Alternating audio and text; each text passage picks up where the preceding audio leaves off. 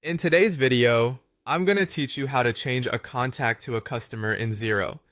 This process is quite straightforward but requires a few specific steps to ensure smooth completion. Let's dive right in. First off, you'll need to log into your Xero account. Head over to the Xero login page and enter your credentials.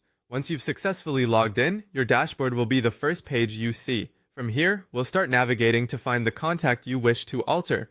Once you're on your dashboard, look to the top menu. You should see an option labeled Business. Go ahead and click on it. From the drop-down menu, select Contacts and then All Contacts. This will bring up a list of your existing contacts, allowing you to quickly find the person or company you need to update. If you have a lengthy list of contacts, don't hesitate to use the search bar for easier navigation. Once you've located the contact, click on their name to access their profile details.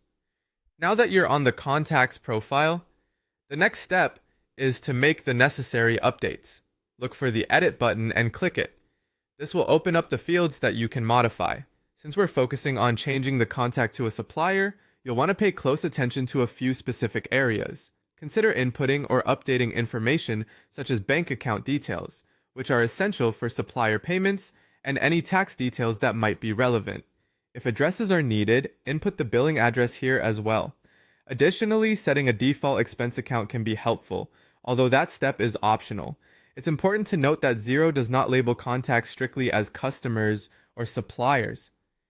A contact starts functioning as a supplier once you begin creating supplier-related transactions. So here's what you need to do. Create a bill or initiate a spend money transaction for that contact. By doing this, your contact will automatically show up under the Suppliers tab in the Contacts section. Finally, after you've made all necessary updates and created the relevant transactions, remember to click Save.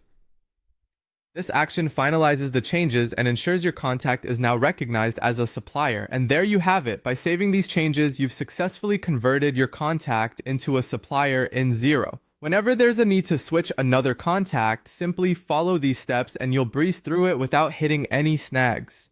Thanks for watching, and don't forget to subscribe if you found this tutorial helpful.